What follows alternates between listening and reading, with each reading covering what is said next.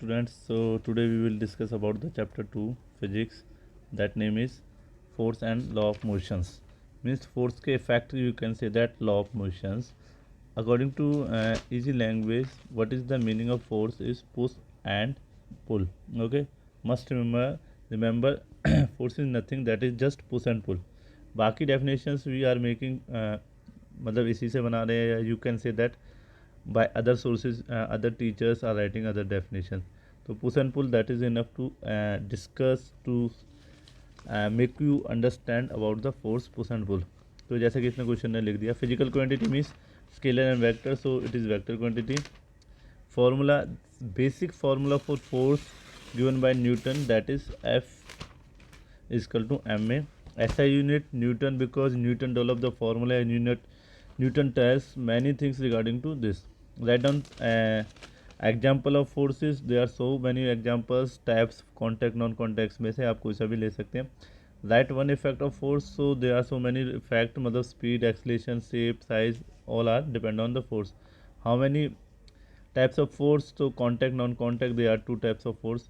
Define the balance force. So I already discussed about what is the balance force. Means if you are walking on any railway track पे आप चल रहे for a game, सो आप अगर चल पा रहे हैं तो that mean you are balance. Okay, इसका मतलब ये है कि आप बैलेंस है.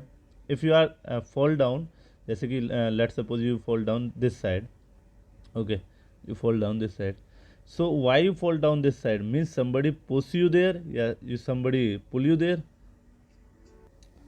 ठीक है ना, तो आप अपने आप को बैलेंस कर पाएंगे, दैट मीन आप बैलेंस्ड है.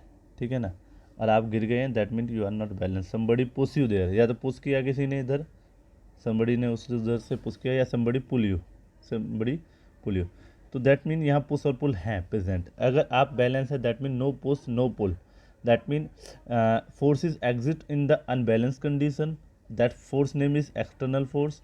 और आप जब बैलेंस है, there is no external force. When external force is equal to zero, so balance condition. जब एक्सटर्नल फोर्स जीरो ना हो, that is unbalance condition. Force means push and pull का प्रेजेंट होना. तो आई होप आप समझ गए होंगे. तो बैलेंस कंडीशन में आप कहीं भी नहीं गिरते, that mean external force will be zero. तो यहाँ पर ये लिखा है कि change of motion will be zero and the rest will be no moving. ठीक है, ऐसे अनबैलेंस में आएगा तो लिख देना external force will be not equal to zero. 1 Newton को डिफाइन किया तो 1 Newton is equal to F is equal to M में लिखेंगे आप फर्स्ट. फिर 1 Newton is equal to mass का 1 kg. एम का एक्सलेशन कितना होता है, मीटर पर सेकेंड स्क्वायर. तो ये डेफिनेशन देंगे आप 1 न्यूटन मीटर. ठीक है, name of the type of physical quantity SI. तो ये तो आपने बता दिया है कि इसमें SI जो क्वांटिटी है इसका नाम बताना था, गलत है, यहाँ फोर्स आना था. ठीक है, ठीक है, आई होप ये क्वेश्चन गलत है, ये आपको समझ में आ गया होगा. और भी कोई गलत नहीं. Which of the name of the push and pull exact, ये ठीक है. Name of the two type of the acting on one car, तो कोई भी बता सकते. ग्रेविटेशनल भी कर रहा था, साथ के साथ आपका फ्रैक्शनल भी काम कर रहा है. तो फोर्स का डेफिनेशन हो चुका है. हैंस फोर्स ऑन, ये हम चीज़ें डिस्कस कर चुके हैं. एग्जांपल सारा कुछ बैलेंस अनबैलेंस आपके ऊपर डिस्कस हो चुका है. जैसे कि यहाँ पर मान लेते हैं force exert on the curve. Means अब यहाँ पर टीचर समझाना चाहता है आपको कुछ बैलेंस अनबैलेंस की कंडीशन है. जैसे कि वेट, ठीक है, वेट हमारा एक फोर्स का ही नेम है. Weight is name of the force, you can say that, in which formula is mg. G क्या है, G acceleration due to gravity होती है, वो बताया जाएगा आपको. ठीक है, सो आपके पास क्या होगा कि ये जो वेट ऑफ कप होगा वो कहाँ होगा, डाउनवर्ड. बट जो टेबल है, टेबल इससे पुश कर रहा होगा कहाँ, अपवर्ड. तो force exit by the table is upward. अगर फोर्स का एग्जिट करना वहाँ से डिसमिस हो जाता है, ख़त्म हो जाता है, so cup will follow on ground. ये तो सभी को पता है, ग्राउंड पे गिर जाएगा अगर टेबल हट जाए.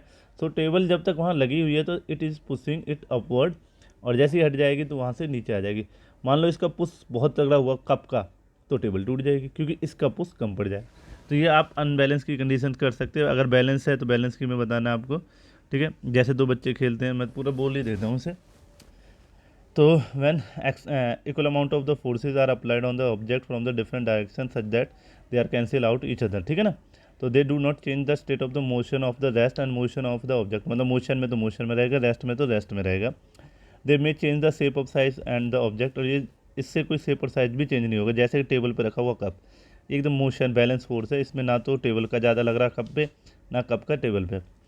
अब बात करते हैं अनबैलेंस फोर्स की। तो अनबैलेंस फोर्स वो फोर्सेस होते हैं जिनका मैग्नीट्यूड जो होता है वो अनबैलेंस होता है, मतलब सीधी सी बात है, इक्वल नहीं होता, एक्सटर्नल फोर्स की अमाउंट बहुत ज़्यादा होती है। They can be alter state of the rest और मोशन, ये चलती हुई चीज़ को रोक भी सकते हैं और रुकी हुई चीज़ को चला भी सकते हैं। They can cause the acceleration of an object, मतलब ये किसी ऑब्जेक्ट का एक्सलेशन चेंज कर सकते हैं। और एक्सलेशन का फॉर्मूला होता है चेंज ऑफ वेलोसिटी पर यूनिट टाइम। तो वेलोसिटी भी चेंज हो सकती है, वेलोसिटी का दूसरा नाम क्या होता है, स्पीड। तो स्पीड भी चेंज हो सकती है। तो ये सभी एक्सटर्नल फोर्स के काम होते हैं। They can change the shape and size of the object. तो दिख रहा है जैसे कि ये बैलेंस अनबैलेंस फोर्स का है, ये छोटा सा एप्पल, ये बड़ा सा आदमी, बिल्कुल शेप और साइज चेंज हो रहा है। फोर्स ऑफ फ्रैक्शन की बात कर लेते हैं। तो फोर्स ऑफ फ्रैक्शन क्या होता है, देखिए जो फोर्स होता है वो एक्सटेंड किया जाता है टू सरफेसिस के बीच में जो कांटेक्ट होते हैं एक दूसरे के, जो हमेशा ही एक्ट करते हैं एक डायरेक्शन में जो अपोजिट होती है डायरेक्शन ऑफ मोशन। मतलब अगर ऑब्जेक्ट इधर चल रहा है तो एक फोर्स इधर की तरफ लग रहा होगा, जो इधर की तरफ फोर्स लग रहा होगा इस फोर्स को आप फ्रैक्शन फोर्स कह सकते हैं। अब आते हैं लॉज पे। देखिए एक बात बता दूं बच्चों, आपकी डेली रूटीन को लॉज में कन्वर्ट किया गया है। डेली रूटीन को कैसे सर? एक्चुअली क्या है कि आप ना डेली बहुत सारे काम करते हैं एक ह्यूमन बॉडी, ठीक है। उन डेलीज़ को न्यूटन साइंटिस्ट थे, उन्होंने कुछ नियमों में लिख दिया। जैसे मान लो कि आपके पेरेंट्स आपके बारे में लिख सकते हैं कि भाई आप मॉर्निंग में 5 o'clock उठते हैं, अप टू 7 आप पढ़ते हैं, उसके बाद आप थोड़ा एक्सरसाइज करते हैं, उसके बाद आपकी 8 बजे से 12 बजे तक क्लास होती है, और ऐसे आपके बारे में एक लिख दिया जाएगा। अब आपके बारे में लिख के उसे पेटेंट भी कराया जा सके। पेटेंट का क्या मतलब होता है कि आपने वो रजिस्टर्ड करा लिया कि ये नियम, ये उठने का नियम, काम करने का नियम इसी पर्सन का रहेगा और किसी का नहीं। तो ऐसे ही न्यूटन साइंटिस्ट थे, उन्होंने हमारी चलने वाली एक्टिविटीज़ को, हमारे खड़े होने की एक्टिविटीज़ को, प्लेनेट के हमेशा घूमने वाली एक्टिविटीज़ को, सबको कंसीडर किया और 3 लॉज बनाए। कितने लॉ बनाए? 3। तो मतलब हमने चलना, खेलना, कूदना, सभी को हमें 3 लॉज में कन्वर्ट किया। जिसका फर्स्ट लॉ कहता था, पहले गलीलियो आए थे एक साइंटिस्ट, उन्होंने ऑब्जर्व किया था जो मोशन ऑफ ऑब्जेक्ट होती है इंक्लाइन प्लेन पे। तो गलीलियो साइंटिस्ट आए, उन्होंने कुछ ऑब्जर्वेशन ली। क्या ऑब्जर्वेशन ली मैं बता देता हूँ। उन्होंने क्या, एक ऐसा मार्बल, ऐसी शेप बना दी और यहाँ एक बॉल छोड़ दी नीचे की तरफ, और बॉल को नीचे की तरफ आने दिया। तो बॉल जैसे यहाँ से आई तो यहाँ उसने अपनी स्पीड इंक्रीज कर ली। जैसे मान लो यहाँ आपने 10 से छोड़ी, पहले बात तो 0 से छोड़ते हैं हम लोग, 0 से छोड़ी, अब यहाँ 0 नहीं है और मार्बल के कारण उसकी स्पीड भी बढ़ रही है। तो ये उसकी ऑब्जर्वेशन थी, ठीक है। आगे चलते हैं। फिर गलीलियो ने एक और ऑब्जर्वेशन की, उसने फिर इस बार ऐसा प्लेन बनाया, उसने यहाँ से छोड़ा राइट से, तो उसने देखा कि यहाँ सेम हाइट पे पहुँच गई बॉल, ठीक है, सेम हाइट पे पहुँची, फिर नीचे आ गई। बट ये जो चीज़ है यहाँ की, ये चीज़ एकदम बिना फ्रैक्शनल लेस होनी चाहिए, तब ये इतनी हाइट पे पहुँचेगी। अदरवाइज आपको पता है यहाँ रेत डाल दोगे तो ये रुक जाएगी। तो गलीलियो ने पहली बार बिना फ्रैक्शनल लेस लगाया और उसने देखा कि वो हाइट उसने अचीव कर ली है, जैसा कि यहाँ पर ये दिखा रहे हैं, ठीक है। ऑब्जेक्ट आया, गिरा और वापसी इतनी हाइट पे पहुँच गया। तो ये भी सेम हाइट है, ये भी सेम हाइट है अचीव करने की। तो उसने कंक्लूजन निकाला कि जो भी इंक्लिनेशन प्लेन होते हैं वो इक्वल होते हैं। तो मार्बल जो भी होता है वो ट्रैवल करता है सेम डिस्टेंस को while climbing up the travel while rolling down, ठीक है। अब उन्होंने क्या किया, एंगल ऑफ इंक्लिनेशन चेंज किया। एंगल ऑफ इंक्लिनेशन क्या था कि उन्होंने क्या किया, if he decrease angle of inclination, angle of inclination मतलब ऐसे और दूसरा वाला ऐसे, तो बॉल आएगी और कैसे चढ़ेगी, समझ रहे हो। आपने थोड़ा डायग्राम में बच्चे ने ठीक से नहीं दिखाया, मैं दिखाता हूँ। उन्होंने क्या डिक्रीज़ कर दिया इंक्लिनेशन को और राइट एंगल को। उन्होंने देखा कि मार्बल की जो ट्रैवल फर्दर कर रहा था वो until the reach the original height, original height से ऊपर नीचे की कंडीशंस को सेटिस्फाई करने लगा। मतलब ये ऐसे है, अगर ऐसे रखोगे तो ये एक एंगल थीटा क्रिएट करेगा, अगर ऐसे करोगे तो ये एंगल यहाँ से थीटा क्रिएट करेगा, ये करोगे तो यहाँ से भी एंगल थीटा क्रिएट करेगा। तो इनको मैं कह रहा हूँ एंगल ऑफ इंक्लिनेशन। तो हमेशा उसने अपने इंक्लिनेशन चेंज किए, सेम एंगल पे सेम हाइट पे मिली। एंगल को जैसे बढ़ाया गया तो हाइट डिक्रीज़ हो जाएगी, एंगल को जैसे घटाया जाएगा तो हाइट नहीं डिस्टेंस बढ़ जाएगी। तो ऐसी ऑब्जर्वेशन उन्होंने ली। जैसे कि उन्होंने क्या किया, इस बार एंगल को बिल्कुल 0 कर दिया, 0 कर दिया तो उन्होंने देखा कि बॉल सीधा जा रही है, वो रुक नहीं रही है। कोई बड़ी बात नहीं है, आप लोगों को पता खुद। तो इसने गैलीलियो ने कहा कि we need an balance force to change the motion of the marble. मतलब कह रहा था जो बॉल जा रही है वो हमेशा के लिए जाती रहेगी, बट वो कुछ समय के बाद रुक जाती है क्योंकि कोई एक्सटर्नल फोर्स उस पर लग रहा था, फोर्स ऑफ फ्रैक्शन, ठीक है। तो उन्होंने कहा कि कोई हमें फोर्स चाहिए जो उस मार्बल को रोक दे, और मार्बल को रोक कर वो यूनिफॉर्मनेस को ब्रेक कर दे। In other words object move the constant speed if no force act on them. मतलब कह रहा था कि या इसका मतलब ये हुआ कि अगर आप मार्बल को छोड़ दोगे तो मार्बल सदा यहाँ सेम स्पीड से चलता रहेगा, जो स्पीड यहाँ थी वही स्पीड बी पॉइंट पे होगी, जो ए पे थी वही बी पे होगी। तो ये तो बहुत अच्छी बात हो जाती, बट ये पॉसिबल नहीं है। क्यों? फोर्स ऑफ फ्रैक्शन की। तो force of fraction external force है, अगर इसे डिस्ट्रॉय कर दिया जाए, इसे ख़त्म कर दिया जाए तो हमेशा सेम स्पीड से चलेंगे। मतलब एक बार हम भाग गए, हवा में आ गए, तो हम हमेशा भागकर हवा में रहेंगे, but it is not possible, क्योंकि पता है आपको एक्सटर्नल फोर्स वगैरह ये चीज़ एक्सटर्नल, मतलब आपके ऊपर ग्रेविटेशनल एक्सटर्नल फोर्स लगता है जिसके कारण आप नीचे आ जाते हैं, ये पॉसिबल नहीं हो पाता। तो गैलीलियो का ये क्लियर था। तो अब गैलीलियो पे न्यूटन जी आए। तो न्यूटन जी ने क्या किया, Newton do not nothing, just उन्होंने क्या किया, गैलीलियो के आइडियाज़ को पढ़ा और अपना एक आइडिया उसमें बना दिया। ठीक है, जिसे लॉ ऑफ इनर्शिया भी कहते हैं। न्यूटन का first law of inertia, Galileo को बच्चों मुश्किल ही कोई पूछेगा तो बस उसमें जो भी है वो न्यूटन ने बता दिया है। गैलीलियो ने ये बताया था एक ऑब्जेक्ट हमेशा चलता चला जाएगा, वो कभी नहीं रुकेगा अगर उस पर कोई एक्सटर्नल फोर्स नहीं लगेगा। ठीक है, अब ये न्यूटन ने भी यही बताया था। देखो न्यूटन ने इसे फर्स्ट लॉ में कन्वर्ट किया जो गैलीलियो ने बताया, और साथ के साथ इस लॉ को नाम दिया law of inertia. Law of inertia वगैरह क्या सारा कुछ मैं बताता हूँ। देखिए फर्स्ट लॉ में क्या बताया गया है कि अगर कोई चीज़ रेस्ट में है, जैसे ऑब्जेक्ट रेस्ट में है, ठीक है, ये रेस्ट में ही बनी रहेगी। अगर कोई चीज़ मोशन में है तो it will be in motion. ठीक है, मतलब नहीं समझ में आया सर? देखिए ये यहाँ पर दिखाया बच्चे ने, ये रेस्ट में थी तो ये रेस्ट में ही रहेगी, आधे घंटे बाद देख लो, 20 घंटे बाद देख लो। ये मोशन में थी तो ये हमेशा मोशन में बनी रहेगी। बट क्या होता है बच्चों, ध्यान से देखिए, अगर इसको चलाना है तो someone will come and kick this ball. अगर इस बॉल को रोकना है तो someone stand in front of this ball. तो देखिए जब किक किया तो मैंने क्या किया, पुश किया सर। ठीक है, जब मैंने इस बॉल को रोका तो अपोजिट डायरेक्शन में मैंने पुश किया अपनी बॉल से।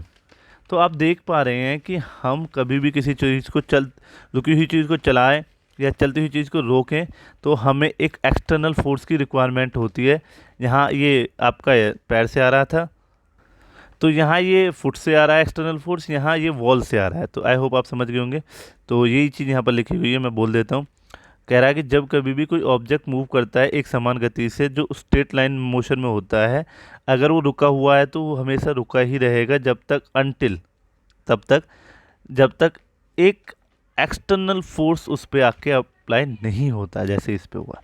तो आई थिंक ये फर्स्ट लॉ आपको याद हो गया, body will be keep in remain in rest until external force will not come to motion. तो ये आपको क्लियर हुआ। आप यहाँ पर देखिए और देख लीजिए, hence we can say that the opposite motion of the change of their state of the motion or the rest, this tendency of an object remain in the state of the rest to keep the moving uniform is called inertia। मतलब अब क्या किया उन्होंने, inertia का definition दिया। inertia क्या था कि अगर ये टेंडेंसी पाई जाती है किसी भी ऑब्जेक्ट में कि remain in the state of rest, कि एक रेस्ट की स्टेट में रहे, या कीप मूविंग, अगर चल रहा है तो कीप मूविंग की स्टेट में रहे, इसको हम कहते हैं इनर्शिया। मतलब उन्होंने हमारी चीज़ों को रुकी रहेगी जब तक एक्सटर्नल फोर्स नहीं आएगा, चलती हुई चलती रहेगी, उन्हें इनर्शिया के रूप में दिखा दिया। Is it clear? ओके, अब देखिए मेरा पढ़ाने का इनर्शिया तरीका अलग है। इनर्शिया जो है ना एक मास की प्रॉपर्टी है। कैसे मास की प्रॉपर्टी सर? देखिए मैं जैसे कह रहा था, ये जो चीज़ रुकी है वो रुकी रहेगी, जो चल रही है चलती रहेगी, उस पर इनर्शिया लग रहा है। ये कहा इसने, जैसे आप क्लास में आते हैं, क्लास में डेस्क पे अपना बैग रख देते हैं, तो क्या आप छुट्टी के बाद घूम फिर के कहीं से आएंगे तो बैग को यहीं ढूंढेंगे? हाँ ढूंढेंगे सर। क्यों? क्योंकि बैग यहीं रहेगा बच्चों। क्यों? कोई एक्सटर्नल फोर्स तो लगा ही नहीं रहा। कोई लेके जाए ऐसे, तब कोई लेके चला गया तो वो ले जाने वाला एक्सटर्नल फोर्स कहलाया जाएगा, और बैग यहाँ पर नहीं पाएगा आपको, रेस्ट पोजीशन से मोशन में आएगा और चला जाएगा उस पर्सन के साथ। तो अब देख लीजिए, जैसे कि आप बैट बॉल खेल रहे हैं, मान लीजिए दूसरा एग्जाम्पल, आपकी तरफ बॉल आ रही है, ठीक है, तो आप क्या करेंगे, बॉल को अपोजिट डायरेक्शन में पुश करेंगे। दैट मीन आप अपना एक्सटर्नल फोर्स बॉल के ऊपर लगाएंगे तो बॉल चलती हुई रुक जाएगी आपके पास। तो मेरा कहने का मतलब ये है, inertia is the property of body by which we can say that body will keep in rest या body will keep in motion. Okay, तो कोई बड़ी बात तो नहीं है। ओके, एग्जाम्पल देख लीजिए, काफ़ी दिखाते हैं टीचर्स, मैं तो क्या बताऊँ। ये बच्चों को समझ में नहीं आता आज तक, मैं समझाने की कोशिश करता हूँ। जैसे कि अगर कोई बस है, ट्रेन है, ठीक है, ट्रेन सीधी आगे की तरफ चल रही है, ट्रेन ने ब्रेक लगा दी, सडनली आप कहाँ गिर जाते हो? आगे की तरफ। पैर तो नहीं गिरते, समझ रहे ना? पैर क्यों नहीं गिरते? देखो मैं बताता हूँ कि यहाँ से टचमेंट पूरा बॉडी के ऊपर तक जा रहा था, ठीक है। अब जो बॉडी के ऊपर तक जा रहा था उसका रीज़न क्या था कि आपको टीचर बताएगा कि ये चीज़ आगे की तरफ इसलिए गिर गई क्योंकि इनर्शिया में थी। इनर्शिया में मतलब हमें समझ में नहीं आया इनर्शिया में कैसे थी। क्योंकि जब ट्रेन चल रही थी तो ट्रेन के साथ ये बॉडी का अपर पोर्शन भी चल रहा था। जैसे ट्रेन को रोक दिया गया तो बॉडी का अपर पोर्शन मोशन में ही रहना चाह रहा था।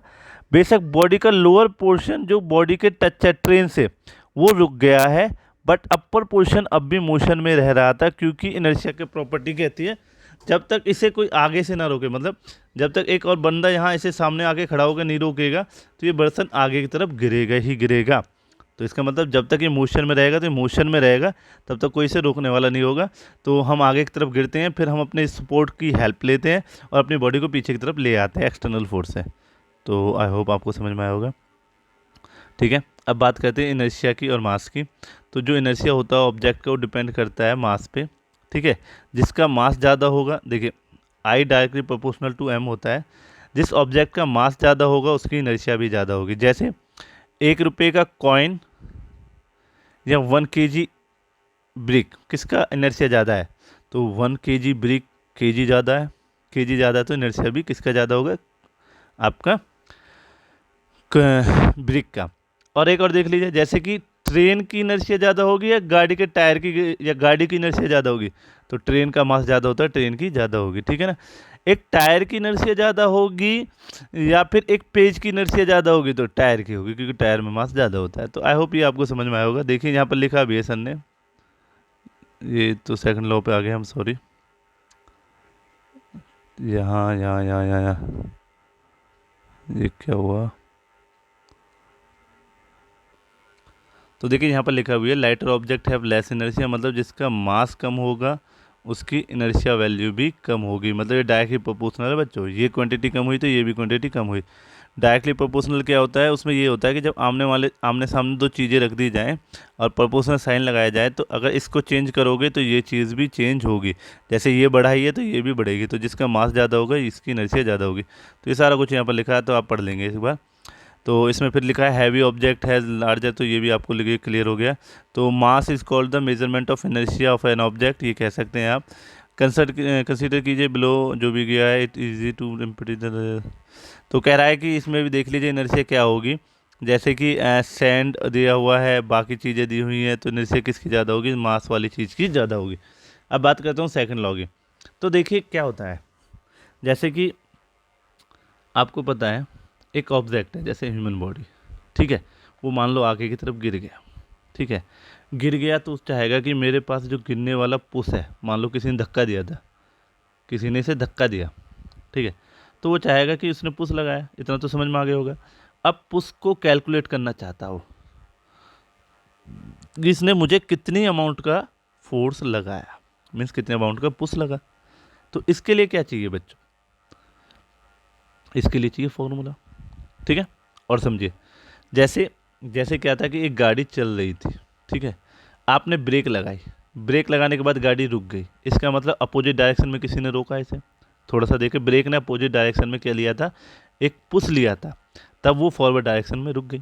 तो आप नहीं सोच रहे होंगे कि यार कितनी गाड़ी में पुश लगाया होगा मेरा कि रुक गई। अरे बात समझे?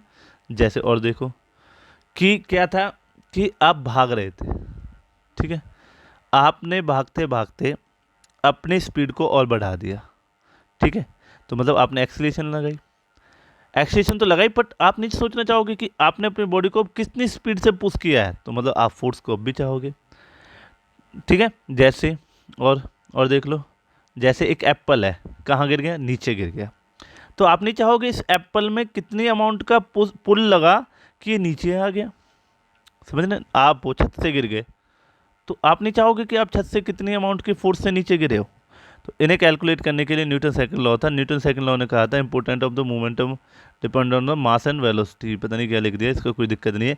According to Newton second law that is D upon D T that is equal to M A. मतलब क्या लिख दिया सर आपने भी, हमें आपका भी समझ में नहीं आया तो दोबारा से समझाता हूँ मैं। जो सेकंड लॉ था वो था क्या, force is equal to F is equal to D P upon D T is equal to M A, ठीक है। तो ये दोनों ही फॉर्मूले किसके हैं, फोर्स के। कैसे सर, नहीं समझ में आया, देखो मैं समझाता हूँ। ये तो एम ए है, मास इनटू एक्सीलरेशन, ठीक है। ये D P upon D T क्या है, देखिए एक वर्ड यूज़ करते हैं मैथमेटिकली हम, डी अपॉन डी, ठीक है। ये मैंने पी और टी के साथ लगाया, पी मोमेंटम है, टी टाइम है। तो इसको कैसे परिभाषित किया, ऐसे कैसे डिफाइन करते हैं, डी जिसके साथ भी लगाया वो चेंज हो रहा है, टाइम भी हो, तो इसका मतलब फोर्स जो है वो क्या होगा, change of momentum upon change of पर यूनिट टाइम, ठीक है। तो आई होप आपको क्लियर हुआ होगा। तो इन्होंने इसलिए मोमेंट फोर्स का सेकंड लॉ लिखना था F is equal to M A, उसे ना लिख के या D P upon D T ना लिख के सर ने पहले आपको मोमेंटम के बारे में समझाया है। तो मोमेंटम पढ़ लेते हैं। मोमेंटम मैं अपने तरीके से पढ़ाऊँगा कि जैसे मोमेंटम का फॉर्मूला क्या होता है, M V, mass into velocity, mass into velocity. तो आप इसे लिख देंगे cross product of mass into velocity is called momentum, ठीक है। अब जैसे कि सिंबल क्या है, पी है, देखिए, ठीक है। मास एक स्केलर क्वांटिटी, वेलोसिटी एक वेक्टर क्वांटिटी है, वेक्टर क्वांटिटी तो इसके कारण ये वेक्टर बन गया, तो इसमें भी ठीक है। यूनिट बना लीजिए, जैसे यूनिट क्या बनेगी, एम वी, एम की यूनिट के जी, वी की यूनिट मीटर पर सेकेंड, तो के जी मीटर पर सेकेंड इसकी यूनिट भी बन गई, ठीक है। अब मोमेंटम पूछ रहा है स्टेशनरी ऑब्जेक्ट का कैसा रहता है। तो स्टेशनरी ऑब्जेक्ट में जो मोमेंटम होता है, let the stationary object momentum, let the mass of the stationary object is M, let the velocity of the stationary object V, ठीक है। अब स्टेशनरी ऑब्जेक्ट में जो वेलोसिटी होगा यू, जो यू के इक्वल होगा जीरो, तो मोमेंटम कितना होगा, जीरो, ठीक है। Means P is equal to M V. कोई भी मास हो, जैसे मेरा पेन मेरे सामने रखा हुआ है, वो चल ही नहीं रहा, तो मास तो उसमें है, वेलोसिटी कितनी है, जीरो, तो मोमेंटम कितनी हुई पेन की, जीरो, तभी तो नहीं चल रहा। तो आई होप आप समझेंगे। अब आज अकॉर्डिंग सेकंड लॉ सर ने यही लिखा है कि F is equal to change of momentum with respect to time. तो इस फॉर्मूले को अगर याद करोगे तो इस डेफिनेशन को बना पाओगे। तो कैसे बनाया सर ने, देख लीजिए। द रेट, मैं पूरा क्लियर कर देता हूँ, the rate of change of momentum of an object is directly proportional to the object to the applied unbalance force on the object in the direction of force, ठीक है।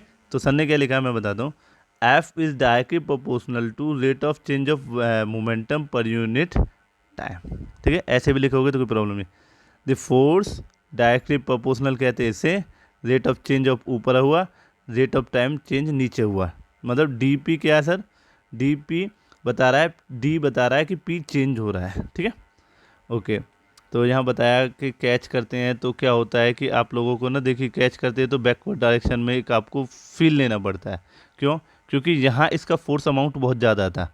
अब rate of change of momentum का मतलब क्या है कि force का value increase होगा जब टाइम का वैल्यू इंक्रीज करे, सॉरी डिक्रीज हो, मतलब टाइम जब इंक्रीज करेगा किसी भी चीज़ पे तो उस चीज़ का जो फोर्स है वो क्या हो जाएगा, कम हो जाएगा, क्या हो जाएगा, कम।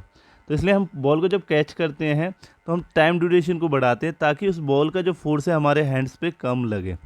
नहीं है ये बात समझ में, देखो दोबारा समझो ठंडे दिमाग से। पहली बात तो मुझे नहीं लगता तुम्हें प्रोपोर्शनल नियम पता है, अगर प्रोपोर्शनल नियम पता है तो तुम्हें समझ में आ जाएगी बात कि प्रोपोर्शनल नियम कहता है directly proportional D P upon D T, ये इन्वर्सली प्रोपोर्शनल है फोर्स टाइम के 1/dt। इसमें क्या होता है कि अगर नीचे वाली क्वांटिटी बढ़ेगी तो ऊपर वाली घट जाती है, ठीक है। तो क्या होता है कैचिंग में, ये यहाँ कैच आगे बॉल की हाथ नीचे ले आया कैच के साथ और यहाँ आके इसने हाथ रोके अपने, तो इसका मतलब इसने टाइम का ड्यूरेशन बढ़ा दिया। तो टाइम का ड्यूरेशन बढ़ाने के कारण जो एक्सटर्नल फोर्स था तो वो घट जाएगा, मैंने बताया इन्वर्सली प्रोपोर्शनल है, वो क्या करेगा, घट जाएगा। तो हमारे हाथ में इतना नहीं लगता, अगर कोई बच्चा सीधे दोनों हाथों को करे और नीचे ना लाए तो उसके हाथ में बहुत तेज बॉल लगती है, तो ये इसी के कारण होता है, ठीक है। अब इसका मैथमेटिकल डेरिवेशन है, मैथमेटिकल डेरिवेशन मैं दिखा देता हूँ आपको, कुछ नहीं है आपको, बस एक फॉर्मूला यहाँ से ये याद रखना था, D P upon D T. तो जैसे याद है आप लोगों को, तो चेंज ऑफ मोमेंटम क्या होगा, पहली मोमेंटम माइनस दूसरी मोमेंटम, पहली मोमेंटम क्या होगी, मास इंटू वेलोसिटी, दूसरी मोमेंटम क्या होगी, मास इंटू वेलोसिटी। ये पहली सॉरी दूसरी वाली में v आएगा, पहली वाली में u आएगा, ठीक है। तो m दोनों में से कॉमन निकल सकता है, एम वी माइनस यू हो गया। अब जैसे मैंने बताया था कि momentum upon time is equal to directly proportional to F, तो D P upon D T, momentum change कितना है एम वी माइनस यू, तो M V minus U upon T, T ये रहा, ठीक है। तो आपने कुछ नहीं किया, फॉर्मूले को रख दिया पी और टी। अब आपने क्या किया, इस कांस्टेंट को यहाँ से रिमूव किया, ये कांस्टेंट होता है एफ जो भी M V minus U upon T आपने बनाया हुआ है। ये कांस्टेंट जब भी कभी इक्वल साइन में लेकर आओगे तो एक कांस्टेंट देना पड़ेगा, जैसे आपने के दिया, ये होता ही है प्रोपोर्शनल, जब कभी भी इक्वल साइन में जाएगा तो एक कांस्टेंट देगा ही देगा। दोबारा से, प्रोपोर्शनल जब कभी इक्वल साइन में जाएगा तो एक कांस्टेंट देगा ही देगा, जिसे हम प्रोपोर्शनल कांस्टेंट कहते हैं। बाकी फार्मूला पूरा एज इट इज आ जाएगा। तो देखिए यहाँ पर पूरा फार्मूला के साथ एज इट इज आ गया। अब इसको क्या लिख दिया, M V minus U upon T. ये V minus U upon T किसका फार्मूला है, एक्सलेशन का। तो यहाँ क्या हो गया, के एम ए। अब इसने कहा कि जो कांस्टेंट है वो यूनिवर्सल 1 होता है, मतलब कहीं भी चले जाओ के का वैल्यू 1 रहेगा। तो एफ इजकल टू कितना आ गया, एम ए। तो आपको यहाँ पर प्रूफ किया है D P upon D T तो होता ही है बच्चों, एम ए भी होता है। अगर कोई इंसान गिर रहा है, मान लो कि कोई इंसान गिर रहा था, जैसे छत से मैं बता रहा था, तो मास तो उसका खुद का होगा, उस पर एक्सलेशन निकाल दीजिए तो उसका क्या निकल जाएगा, फोर्स निकल सकता है, आपको पता है। तो ये आपको हो गया। एक यूनिट ऑफ फोर्स क्या होता है ये हमने पहले डिफाइन कर लिया था, इसमें तो कोई ज़्यादा दिक्कत है ही नहीं। फिर बाकी ये पढ़ो मत पढ़ो, देखो थर्ड लॉ देखिए। थर्ड लॉ क्या कहता है, every action have equal and opposite reaction, ठीक है। इसका क्या मतलब है सर, क्या होता है, देखिए आप अगर जैसे बॉल को छोड़ेंगे तो बॉल टप्पा खा के कहाँ चली जाएगी, ऊपर, क्योंकि बॉल ने एक्शन किया आने का। और जैसे ग्राउंड से टच हुई तो एक रिएक्शन हुआ जिसके कारण वो कहाँ चलेगी, ऊपर, ठीक है। और देखिए जैसे कि कौन कौन से एग्जांपल है, जैसे कि एक बात तो मैं बताता हूँ आपको किसी एक बच्चे से कहता हूँ वॉल में पंच कर दो, किस में, वॉल में, तो बच्चा बहुत धीमे से पंच करता है। क्यों, क्योंकि उसे वो बताता है यार वॉल लगती है हाथ में, ऐसे तो बोलता है। क्यों, मैं बताता हूँ आपको। देखिए ऐसा होता है कि वॉल जो होती है ना, जैसे हमने जब पंच करते तो पुश करते हैं वॉल को, इतना क्लियर हुआ, पुश किया आपने तो बॉल ने भी आपको पुश किया। इसका मतलब आपने फोर्स लगाया बॉल पे तो बॉल ने भी आपके ऊपर फोर्स लगाया। अगर हल्के से मारोगे तो हल्के से वापसी बॉल फोर्स लगाती है आपके ऊपर, ठीक है। तो इसका मतलब एक फोर्स आपका एक्शन है जो आप मार रहे हैं दीवार पे, और जो दीवार आप पे मार रही है वापसी, वो उसका रिएक्शन कहलाया जाता है, ठीक है। तो हर किसी एक्टिविटी में होता है। जैसे इसको देख लो, ये आपकी गन है, ठीक है, गन में से बुलेट रखी हुई है, आपने ट्रिगर दबाया तो एक एक्शन क्रिएट हुआ, बुलेट कहाँ निकली, आगे की तरफ। बट बुलेट जब निकलती है ना आगे की तरफ तो इसे झटका दे देते पीछे की तरफ। तो आगे की तरफ क्या है, एक्शन, और पीछे की तरफ क्या है, रिएक्शन। तो आपको एग्जांपल्स में बताना पड़ेगा कि एक्शन और रिएक्शन क्या है। तो यहाँ लिखा हुआ है जब बुलेट फायर होती है किसी भी गन से तो गन मूव करती है थोड़ा सा बैकवर्ड, पीछे की तरफ, तो जो कि बुलेट और आगे की तरफ चली जाती है because of difference between the mass of the bullet and gun of, नहीं ये यहाँ पर गलत लिखा है बिल्कुल, यहाँ पर आना due to the Newton third law action and reaction. तो गन का पीछे आने वाला रिएक्शन है, बुलेट का आगे जाने वाला क्या है, एक्शन। और भी आप देख सकते हो, जैसे कभी एथलीट को अगर आप रनिंग करते देखोगे तो एथलीट अपने दोनों पैरों को पीछे की तरफ लगाता है सपोर्टर में, जैसे ही भागता है तो सपोर्टर पीछे की तरफ गिर जाता है, एथलीट आगे की तरफ चला जाता है। तो एक्शन कहाँ गया, आगे, और रिएक्शन कहाँ है, पीछे, ठीक है। कंजर्वेशन मोमेंटम, कंजर्वेशन मोमेंटम भी देख लेते हैं। कंजर्वेशन मोमेंटम क्या कहता है कि भाई क्या बताऊँ, मान लो दो गाड़ी खड़ी है, ये थी दो गाड़ी, अपना इसका भी मास इंटू वेलोसिटी है, इसका भी मास इंटू वेलोसिटी है, ठीक है। जैसे कि इसका 10 है और इसका 90 है मान लो। अब इनका कोलिजन हो गया, दोनों यहाँ टकरा गई, टकराने के बाद ये गाड़ी रुक गई, ये रुक गई, ये चल रही है, तो इसमें कितना मोमेंटम होगा। तो मैं बताऊं बच्चों, मेरा कहने का मतलब है अगर आपका कोई एक्सटर्नल फोर्स नहीं लगा था टकराते वक्त, मतलब किसी और ने आगे पुश पुल नहीं किया था, बस इन दो गाड़ियों ने आपस में पुश पुल किया था, तो एक्सटर्नल फोर्स मेरा 0 था। अगर एक्सटर्नल फोर्स 0 था तो ये जो 90 और 10 है 100 है, तो बाद में भी 100 होना चाहिए। बेशक ये वाली गाड़ी रुक जाए, बी वाली रुक जाए, पर ए वाली का कितना होगा फिर मोमेंटम, 100 ही होगा। इसे कहा गया कंजर्वेशन ऑफ मोमेंटम, ठीक है। देख लीजिए मैं पढ़ा देता हूँ। As a per of the law of the conservation of momentum, the sum of the momentum of the two objects before the collision and the after the collision remain same। कह रहा है कि बिफोर द collision अगर 10 + 90 100 था, तो बाद में बेशक एक रुक गई है, दूसरी 100 से ही चलेगी। तो but no external force unbalance force act on them, मतलब उस टाइम में कोई भी एक्सटर्नल फोर्स नहीं आना चाहिए। तो उसके लिए आपने डायग्राम बनाया, जैसे ही डायग्राम बनाया, ठीक है, जैसे ये ए ऑब्जेक्ट था जिसका वेलोसिटी u1 था, बी ऑब्जेक्ट है जिसका वेलोसिटी u2 है, इसका मास m1 है, इसका मास m2 है। आपने कोलाइजन कराया, ठीक है, कोलिजन करने के बाद ये v1 से चल रहा है, ये v2 से चल रहा है, बी ऑब्जेक्ट। अब आपको डेरिवेशन निकालना है, ठीक है। तो देख लेते हैं। आपने ये तो क्लियर है, एक्सटर्नल फोर्स जीरो रखेंगे, जैसे कि इसने लिखा कोई एक्सटर्नल फोर्स नहीं होगा, जो वेलोसिटीज़ हैं वो ऑब्जेक्ट की ग्रेटर हैं इनिशियल वेलोसिटी बी से। तो अब क्या देखिए, पहले मोमेंटम निकाला ए बॉडी का, बिफोर द कोलिजन से पहले कितना था, mass into velocity. After the collision कितना होगा, मास इनटू वेलोसिटी। बी का भी कितना था, मास इनटू वेलोसिटी। बी का बाद में भी कितना होगा, मास इनटू वेलोसिटी। ओके जी। फिर हमने क्या किया, हमने rate of change of momentum को लिया ए, तो वो कितना निकला रेट ऑफ चेंज। यहाँ बेटा रेट ऑफ चेंज नहीं आएगा, चेंज ऑफ मोमेंटम आएगा, याद रखना। चेंज, ये चार्ज भी नहीं, चेंज ऑफ मोमेंटम आएगा, रेट गलत है। Rate of change of momentum का मतलब है, rate of change of momentum का मतलब होता है D P upon D T, ठीक है। और चेंज ऑफ मोमेंटम का मतलब होता है डी पी, और आप यहाँ डी पी निकाल लें, ना कि D P upon D T. तो यहाँ रेट को काट दें, यह होगा चेंज, ये चार्ज नहीं है, चेंज है। Change of momentum that is M final velocity minus initial velocity, ठीक है, that is F A B. ऐसे ही change of momentum body mass B final velocity minus initial velocity. Rate of change of momentum हमने जब भी किया था, जब फोर्स का डेरिवेशन किया था, ठीक है। तो इसके बाद आपने ये किया नहीं है ठीक से, कहाँ गया, देखिए यहाँ इसके बाद इसने ठीक से लिखा नहीं है। एग्जैक्ट क्या होना चाहिए था मैं बताऊँ कि जब ये एक्शन और रिएक्शन हो रहे थे, मैं इस पर डायग्राम पे आ जाता हूँ। इस कैलकुलेशन को कैसे करेंगे वो मैं सारा आपको बता रहा हूँ, मैं देख लें नोट्स। जब एग्जैक्ट कैलकुलेशन हुई होगी यहाँ पर, ठीक है, इस बॉडी ने इसके ऊपर एक्शन किया होगा, इस बॉडी ने इसके ऊपर एक्शन किया होगा, मीन्स फोर्स बी ने लगाया होगा किसके ऊपर, ए के ऊपर। उस ड्यूरेशन में जैसे बी ने ए के ऊपर लगाया है, तो ए ने भी किसके लगे लगाया होगा, बी के लिए। समझ रहे हैं ना आप?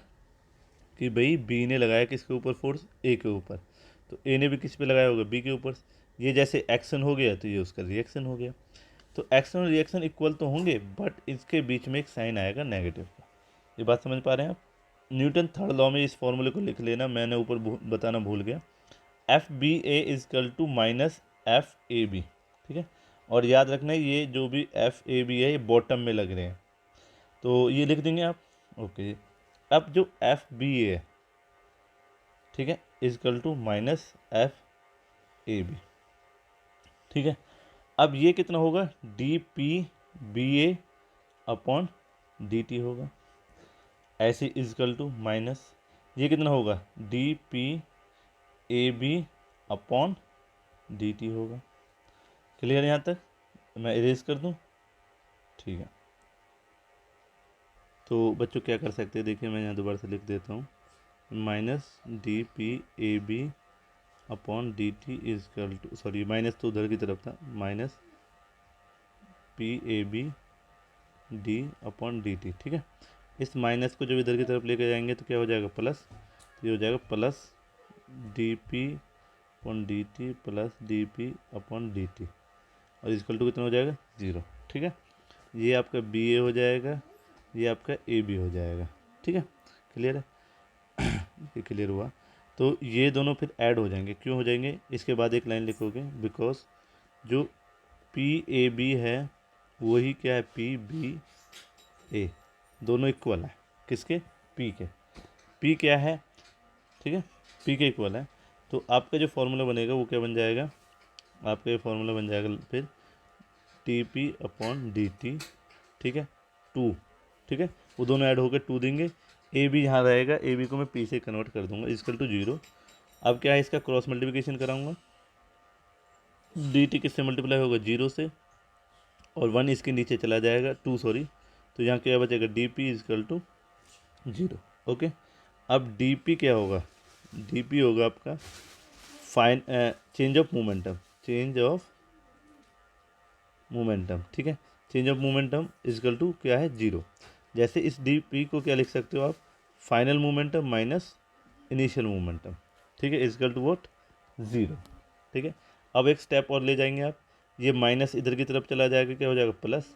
तो ये अब हो जाएगा P final momentum is equal to P initial momentum.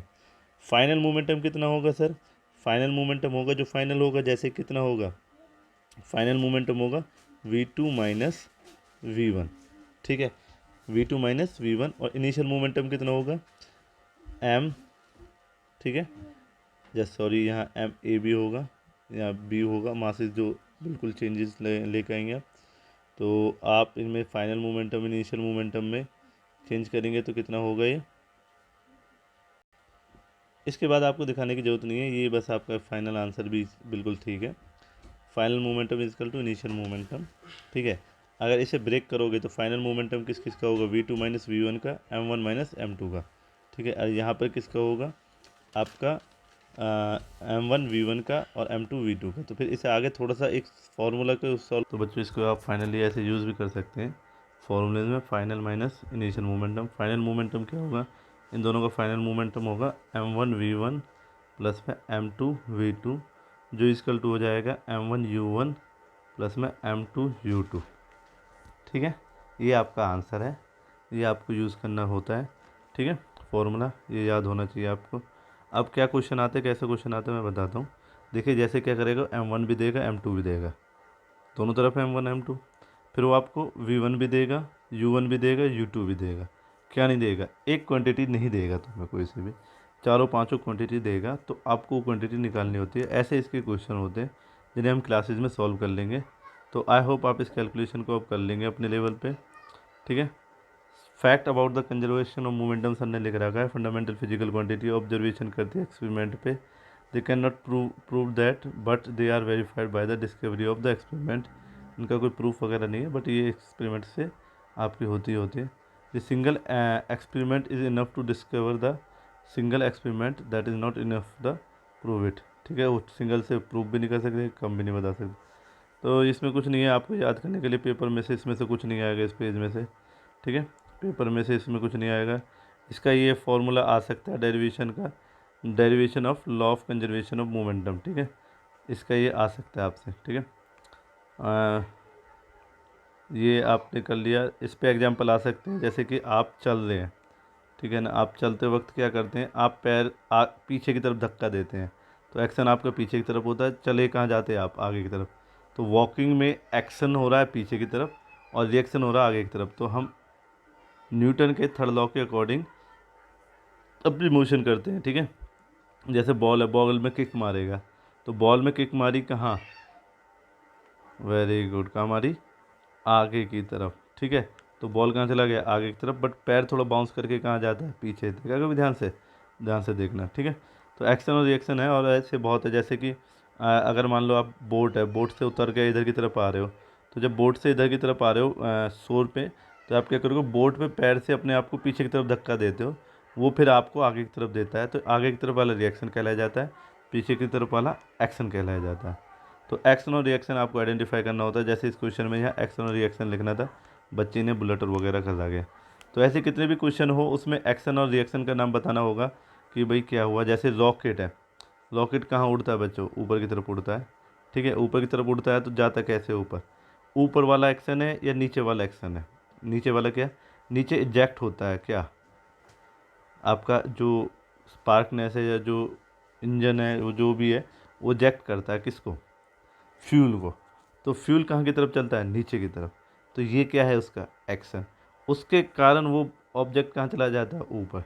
ये क्या है उसकी रिएक्शन। तो एक्शन डाउनवर्ड है और रिएक्शन उसका ऊपर की तरफ है।